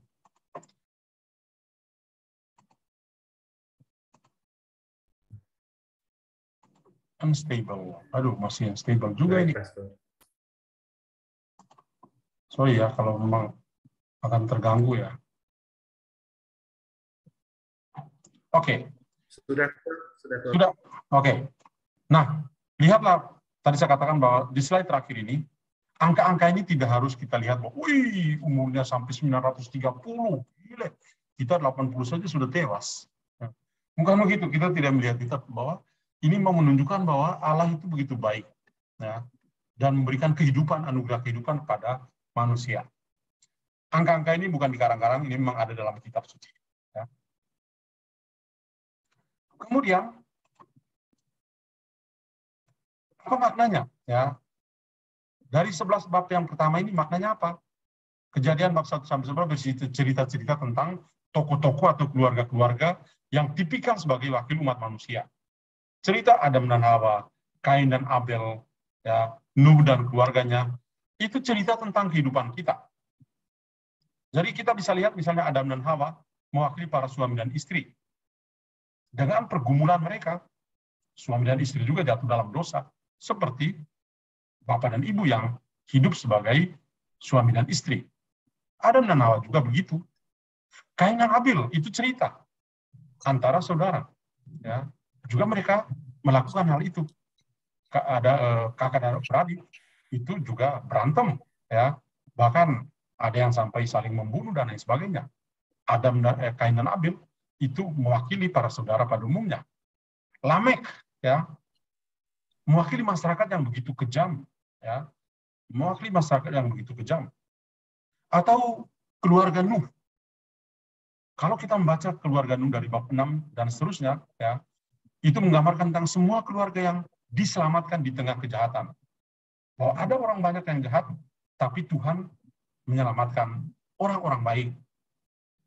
Orang-orang di Babel, Menara Babel, itu boleh dikatakan sebagai mewakili aspirasi dari masyarakat yang tidak bertuhan.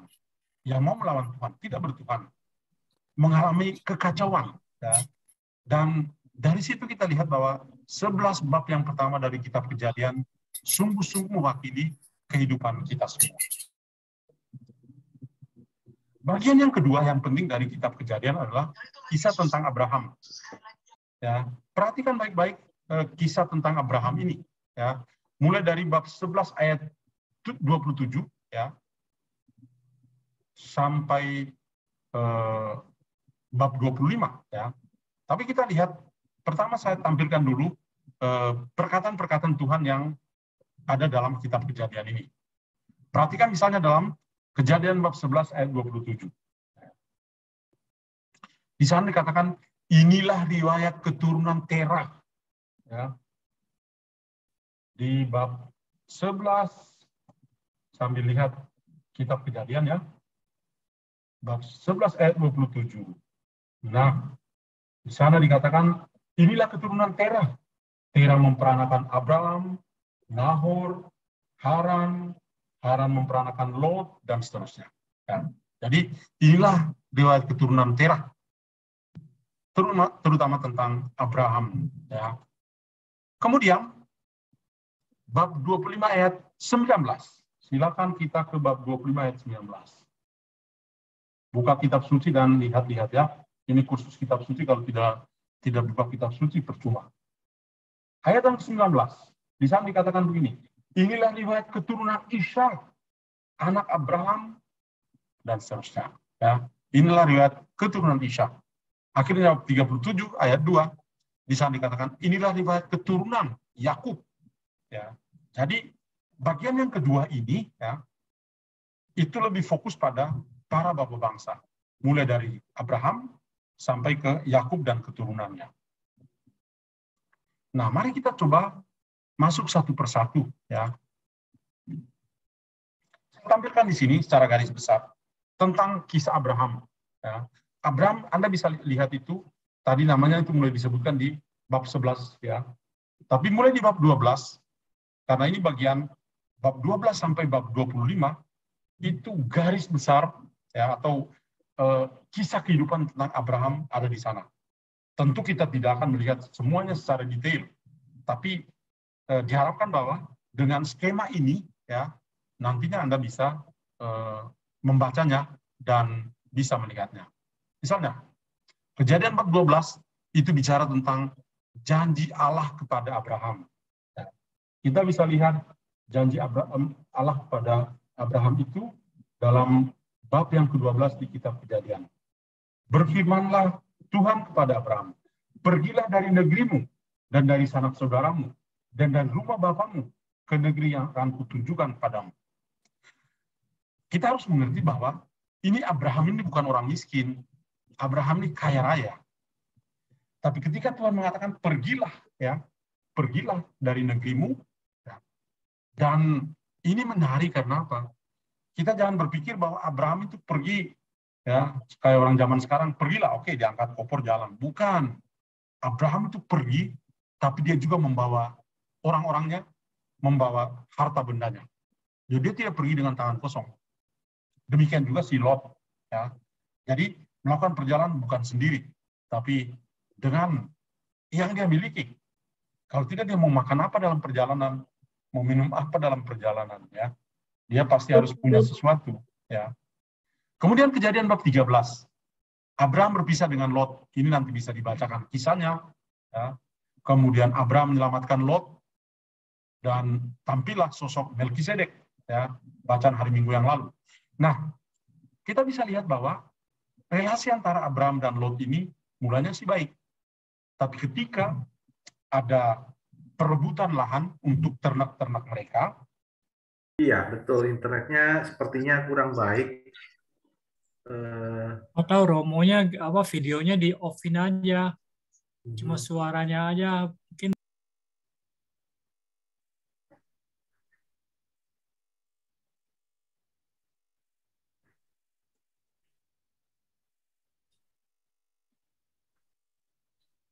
Malam, Pastor. Suaranya belum terdengar.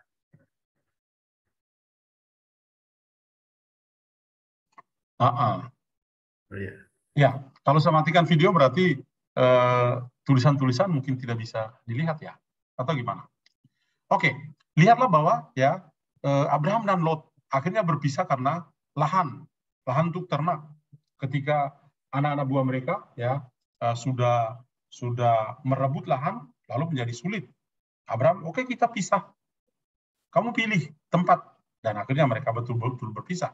Tapi Abraham lagi-lagi tetap menunjukkan persaudaraannya dengan Lot ketika Lot mengalami kesulitan. Ya, dia tetap hadir untuk menolong. Kemudian di bab 15 sampai 18, perjanjian antara Allah dengan Abraham. Juga ada kisah tentang Sarah. Kemudian bab 18, ayat 16 sampai bab 19 ayat 38 itu permohonan Abraham untuk menyelamatkan Lot dari Sodom, kita tentang Sodom, ya. Abraham berdoa dan terjadi Tuhan menolong Lot. Kemudian dari bab 20 sampai 25 itu janji Tuhan sungguh terlaksana dalam kehidupan Abraham. Saya memberikan ini garis besar tentang segala sesuatu dari bab 12 sampai 25 ya, tentang Abraham. Silakan nanti dibaca. Ya. Kemudian hal yang lain adalah ini ada riwayat yang panjang, ya, diagram keturunan-keturunan, ya. Kemudian kisah tentang Yakub juga penting, ya. Itu dari bab 25 setelah Abraham, lalu kisah Yakub, ya. Bab 25 ayat 19, Yakub merebut hak kesulungan dari Esau. Ya, ini kisah yang juga menarik perhatian kita. Bab 26 itu sisipan riwayat tentang Ishak, ya. Jadi sebetulnya Abraham kemudian ada kisah tentang Ishak, tapi justru diselipkan, ya, setelah ada kisah tentang Yakub. Nah, jadi ada sisipan kisah tentang Ishak, kemudian bab 27 itu Yakub merampas berkat dari Esau dan dia lari. Kemudian ada kisah mimpi terkenal di Betel, Yakub di rumah Laban, anak-anak Yakub yang lahir, lalu Yakub juga akhirnya lari dari Laban, kemudian Yakub takut dengan Esau, bergumul dengan Allah, bergumul dengan dirinya, Yakub lalu berdamai dengan Esau, lalu ada kisah-kisah lain tentang Dina dan Sikem, kemudian Yakub kembali ke Betel. Ini juga kisah yang panjang, ya, secara garis besar seperti itu. Kemudian satu kisah lagi yang penting di sini adalah kisah tentang anak-anak Yakub, terutama tentang Yusuf. Tadi di awal saya mengatakan kisah tentang Yusuf itu paling panjang, ya. Mulai dari bab 37 sudah mulai dengan Yusuf. Kemudian diselipi dengan bab 38 itu kisah tentang Yehuda dan Tamar.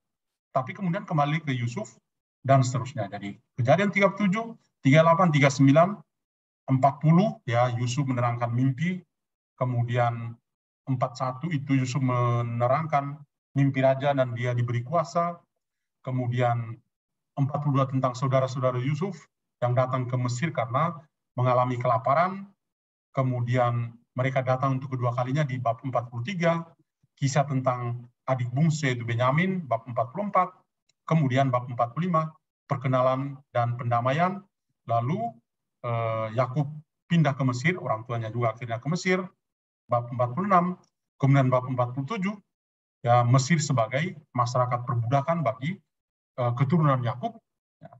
49, Yakub memberkati anak-anaknya, terutama Yehuda, dan yang ke-50 adalah Yakub dikuburkan dan pendamaian antara Yusuf dan saudara-saudaranya itu diteguhkan.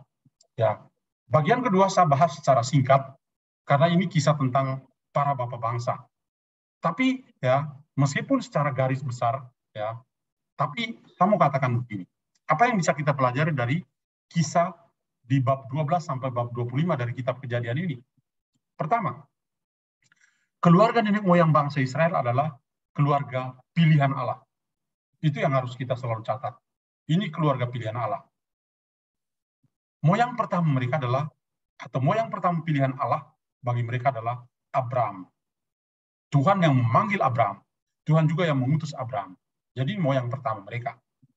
Bahkan nama dari Abraham itu kemudian diubah menjadi Abraham. Tuhan yang punya inisiatif untuk mengubah Abraham. Abraham menjadi Abraham. Nah, di poin pertama saya mau tegaskan di sini ya, bahwa apa yang dialami ya oleh para bapak bangsa dari Abraham sampai Yakub itu adalah pengalaman-pengalaman kita juga ya. Tidak hanya sekedar sebuah kisah dalam kitab Perjanjian Lama, tapi juga menjadi kisah kehidupan kita dengan pergumulan seperti yang dialami oleh Abraham dan Lot, atau kisah tentang Ishak, atau kisah tentang Yakub dan Esau, atau kisah tentang Yusuf dan saudara-saudaranya.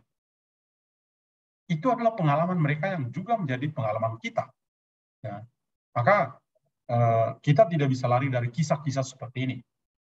Tapi yang terpenting, yang tersembunyi di sana adalah, ya, poin kedua ini, hubungan khusus antara Allah dan nenek moyang itu ditandai dengan perjanjian yang intinya adalah love, kasih. Ya, kasih. Kita lihat itu dalam Kejadian bab 15 dan bab 17, itu tentang perjanjian antara Allah dengan Abraham. Lalu ada janjinya. Apa janjinya? Coba lihat di bab 12 ayat 2. Aku akan membuat engkau menjadi bangsa yang besar dan memberkati engkau serta membuat namamu masyhur, dan engkau akan menjadi berkat. Engkau akan menjadi berkat. Itu satu janji. Coba ada satu yang bisa baca Kejadian 22 ayat 17. Siapa yang bisa baca? 22 ayat 17. Ya, saya bantu baca, Romo. Ya.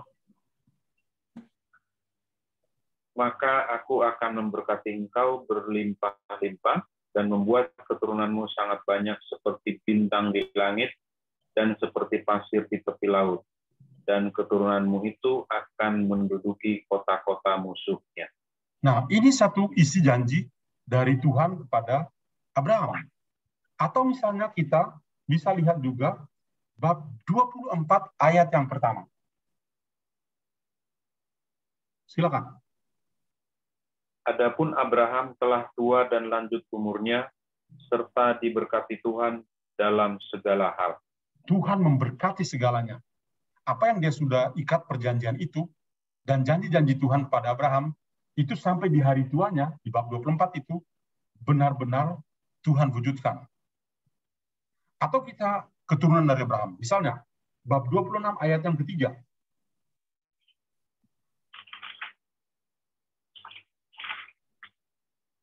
Silakan.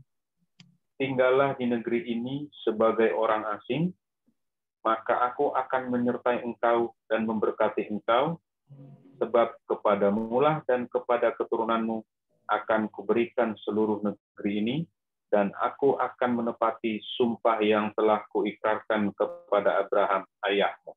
Iya. Jadi janji Tuhan dan pemenuhannya bukan hanya untuk Abraham, tapi dan keturunannya. Maka di sini ya, Tuhan mengulangi lagi, ya, seperti yang telah kujanjikan atau kuikrarkan kepada Abraham ayahmu. Dan ini akan terjadi juga kalau kita lihat dalam bab 46 ayat 3 dan atau bab 28 ayat yang ke-14. Semua tentang janji Tuhan yang dia berikan. Jadi dari bab 12 sampai 50 itu kita lihat bagaimana Tuhan itu ya tidak menghitung-hitung berapa kesalahan dari orang-orang ini. Abraham bukan orang yang suci murni, dia juga pernah berbohong. Ya, baca dari bab 12 sampai bab 25, ketika ada di Mesir, wah, Abraham bisa bohong. Ya. Tapi kenapa Tuhan tetap setia kepada dia? Karena Tuhan memang luar biasa. Tuhan itu mengasihi orang berdosa. Atau yang terakhir, ya, setelah yang terakhir ini adalah suasana di Mesir. Bab 37 sampai bab 50. Itu kisah panjang anak Yakub yaitu Yusuf. Dan kalau kita baca baik-baik, di sana tersirat begini. Allah selalu terlibat dan mengatur segala sesuatu. Ya. Kisah Yusuf itu bukan hanya sekedar sebuah kisah, ya, tetapi yang mau dikatakan dari kisah Yusuf ini adalah Allah itu ada dan dia terlibat dan mengatur segala sesuatu dalam kehidupan Yusuf. Allah hadir untuk menyelamatkan umatnya. Dan ini kita akan lihat lebih lanjut minggu depan dengan pelajaran kalian, yaitu kitab Keluaran akan memberi jawaban selanjutnya. Kiranya itu yang bisa saya bagikan. Memang kitab Kejadian kelihatan sih sederhana. Meskipun hanya 2 bagian, tapi kalau kita mau pelajari semua secara mendalam, rasanya satu kali pertemuan tidak bakalan cukup. Ya. Tidak bakalan habis. Ya. Karena apa? Kalau hanya dengan Abraham saja, itu perlu berapa jam, dan lain sebagainya. Ya. Tadi 11 bab pertama saja, secara garis besar saja, bisa seperti itu.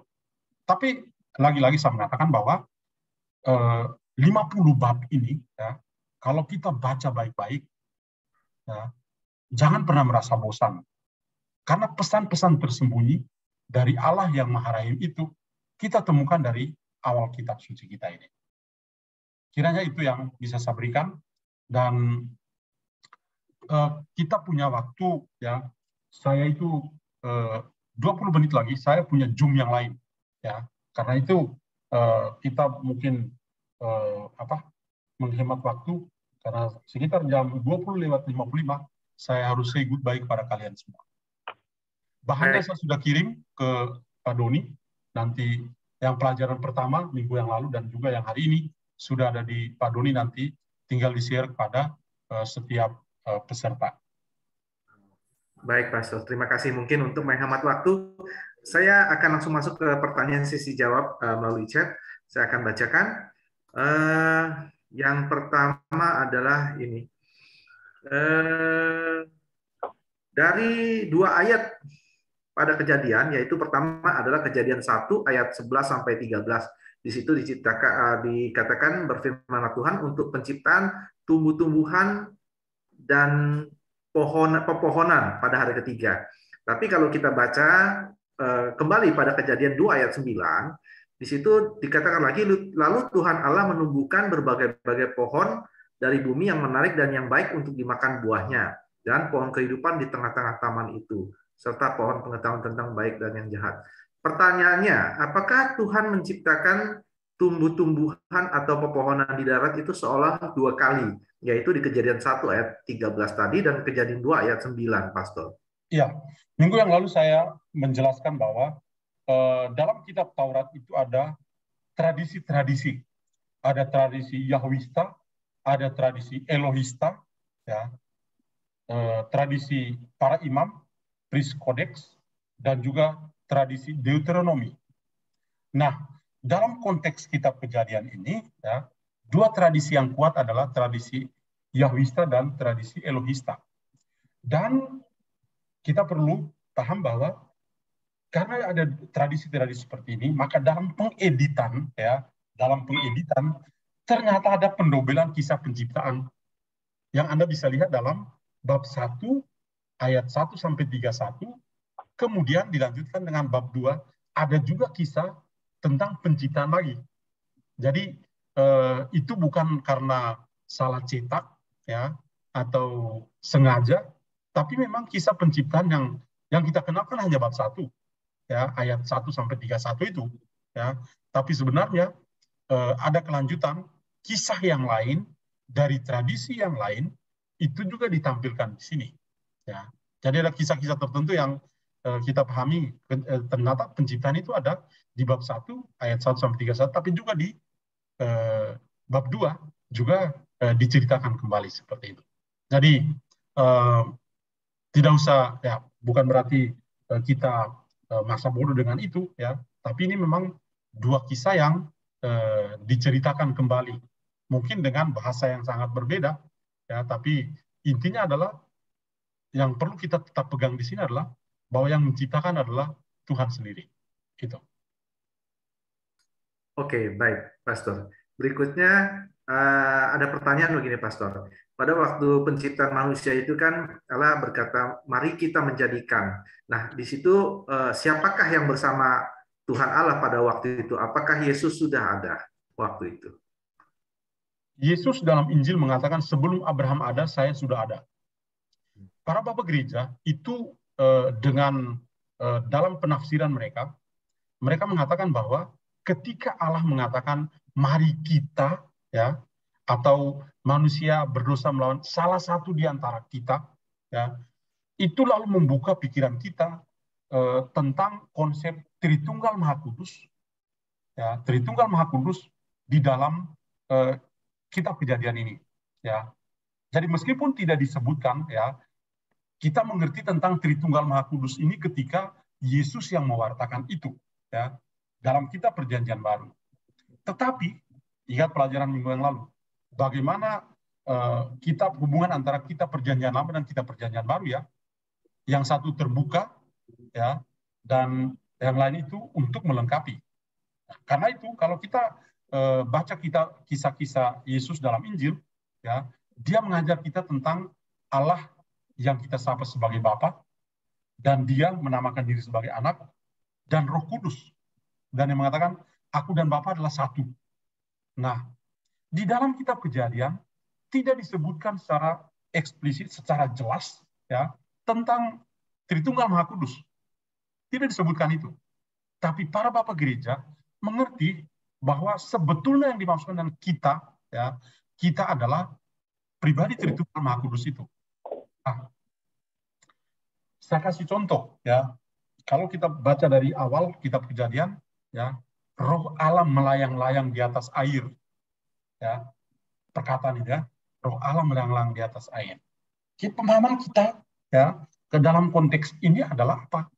Ya, Allah Roh Kudus tentu saja, ya, dan lain sebagainya. Jadi kata kita, ya, mari kita dan lain sebagainya, itu tadi juga dalam pengajaran saya sudah menjelaskan bahwa itu sudah mewakili, ya, kiranya sependapat dengan para bapak gereja bahwa itu mewakili ajaran iman kita, Allah, Bapa, Putra, dan Roh Kudus.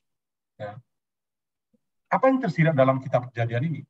Allah Bapa itu yang punya rancangan, yang punya ide untuk menciptakan segala sesuatu itu. Kemudian, di dalam kejatuhan manusia atas dosa, karena dosa, selalu ada belas kasih Allah yang mengikuti. Lalu pemahaman kita adalah siapa? Pasti Yesus Kristus yang menebus. Peran Yesus itu ada di situ. Ya. Ketika ketika Adam dan Hawa jatuh dalam dosa, ya, mereka tidak dikutuk, tapi yang adalah mereka ditegur dengan keras. Gambaran kasih dan kebaikan Allah, kerahiman Allah, dan Paus Fransiskus misalnya mengatakan Yesus itu menunjukkan wajah kerahiman Allah. Wajah kerahiman Allah. Jadi kejahatan manusia, kejatuhan dalam dosa, tapi selalu diikut dengan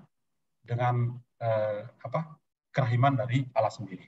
Dan Roh Kudus tentu saja yang ikut terlibat dalam kisah penciptaan ini. Oke, baik. Terima kasih Pastor atas penjelasannya.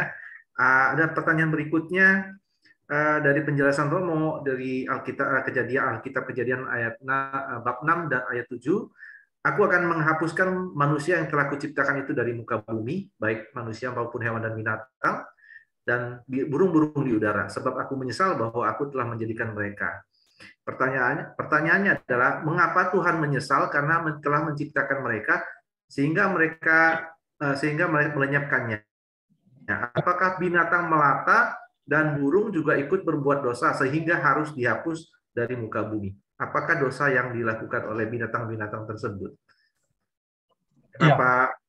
Ya, begitu. Kita tidak bisa mengerti lurus-lurus, ya, secara tertulis seperti itu, bahwa ya, sebetulnya yang mau dikatakan di sana adalah sosok Allah yang memang luar biasa.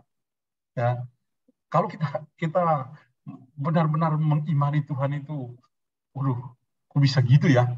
Manusia jatuh dalam dosa, sebetulnya bikin emosi, ya. Ini kalau dia mau menghapus ya satu kali aja, habis, ya. Tapi itu dia mengungkapkan itu, ya. Dia mengungkapkan itu kepada manusia. Tapi selalu ada perkataan, ya, Allah menyesal, ya. Allah menyesal. Saya coba bandingkan yang kisah yang di kitab Kejadian ini dengan kisah tentang Yunus yang diutus ke Niniwe, ya. Setelah Yunus mewartakan pertobatan, seruan tobat di Niniwe, kemudian Allah, ya, melihat bahwa orang Niniwe itu bertobat. Lalu apa yang terjadi? Allah menyesal atas rencana. Dia baru rencana saja, dia sudah menyesal. Merencanakan untuk menghancurkan Niniwe, baru rencana. Dia sudah menyesal. Kenapa? Karena Niniwe bertobat. Jadi gambaran seorang Allah yang memang, waduh, luar biasa. Ini juga tadi kalau kita lihat 11 bab yang pertama, itu penuh dengan nuansa kebaikan, kejahatan, kebaikan, kejahatan. Dan kalau Tuhan mau hapus ya satu kali aja hapus. Kain itu berdosa. Tapi Tuhan tidak melenyapkan Kain. Tuhan malah memberikan satu kekuatan pada dia sehingga Kain itu bisa tetap terlindung. Ya. Jadi memang ya ada ungkapan-ungkapan tertentu yang membuat kita semua mungkin merasa heran, kok Tuhan bisa seperti itu ya. Jadi kalau kita menemukan wajah Allah yang penuh dengan kerahiman, ya itu ya malam ini saya kitab Kejadian saya selalu mengulangi hal yang sama tentang kerahiman Allah ya. Karena memang kita bisa temukan itu dari awal kitab itu kita sudah melihat gambaran Allah yang hebat seperti itu. Tidak hanya sekedar mencipta, tapi dia menemani dengan kasih dan kebaikannya ketika manusia jatuh dalam dosa. Dia tidak oke lah, you jatuh dalam dosa, silakan masuk neraka jahanam. Nggak ada itu. You jatuh dalam dosa, dia akan tetap ikut dan dia angkat, dia lepaskan ya dengan kerahimannya. Dan inilah pelajaran hidup yang harus kita pelajari ya. Jadi secara teologi spiritual kita akan belajar seperti itu. Begitu. Baik, Pastor, terima kasih. Ada pertanyaan terakhir, mungkin sebelum kita akhiri acara ini ada pertanyaan, siapakah keturunan Ismail? Itu ada di dalam slide kok. Nama-namanya tidak disebutkan, tapi saya tunjukkan ayat-ayatnya tadi. Nanti lihat di slide. Di materi ada ya? Oh ya, baik Pastor. Nanti ada ayat babnya dan itu ya. Oh, baik Pastor, terima kasih. Oke, baik Bapak. Saya mau nanya satu, boleh Pak Bambang? Oh iya, Pak Effendi tadi yang pengen tanya langsung. Saya kiranya bisa lebih cepat lagi. Romo, satu aja Romo. Di Kejadian 6 ayat 2 Romo. Apa yang dimaksud dengan anak-anak Allah di situ Romo?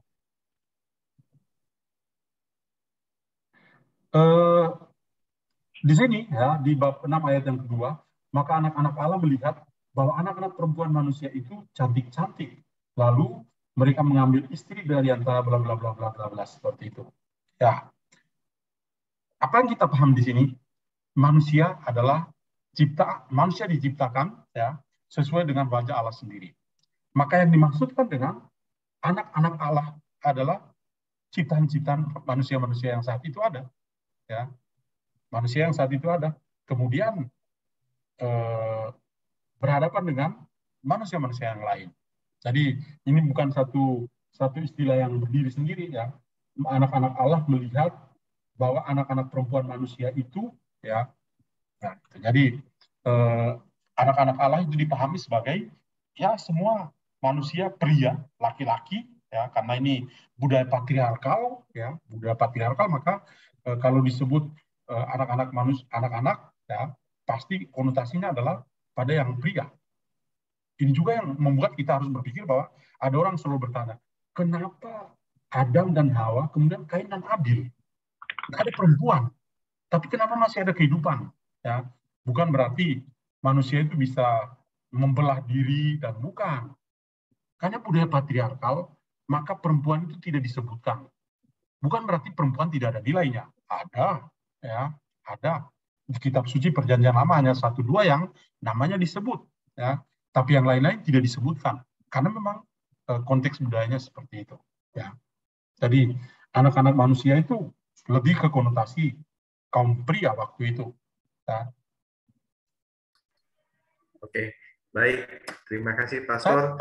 Banyak terima kasih untuk kelompok ini yang sudah memberikan kepercayaan pada saya untuk ikut nimbrung dalam berbagi pengalaman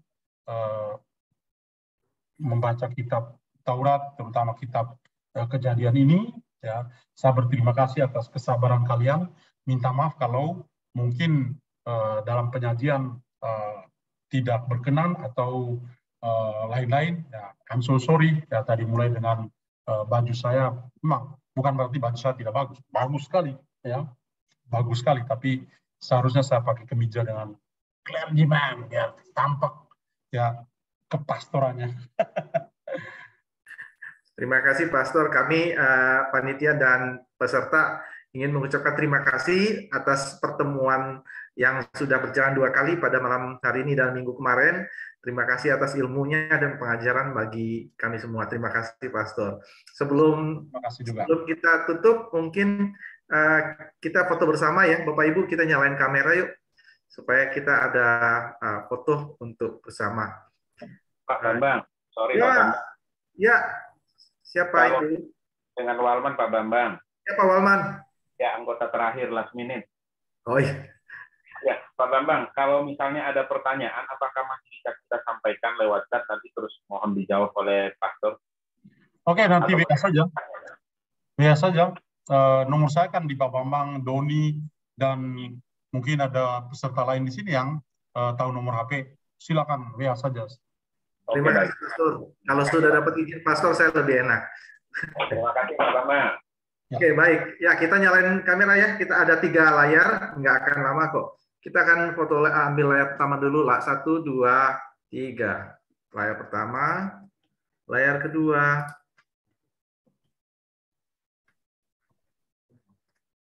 layar ketiga.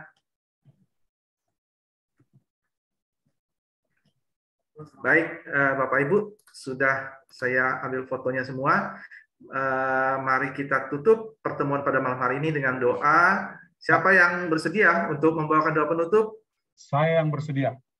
Wah, terima kasih, Pastor. Dalam nama Bapa dan Putra dan Roh Kudus. Amin. Bapa dalam surga, syukur padamu, Engkau luar biasa. Kami mengenal Engkau malam hari ini di dalam kitab Kejadian, di mana Engkau tidak hanya menciptakan kami, tapi Engkau juga menunjukkan wajah kerahiman-Mu melalui Yesus Kristus Putra-Mu.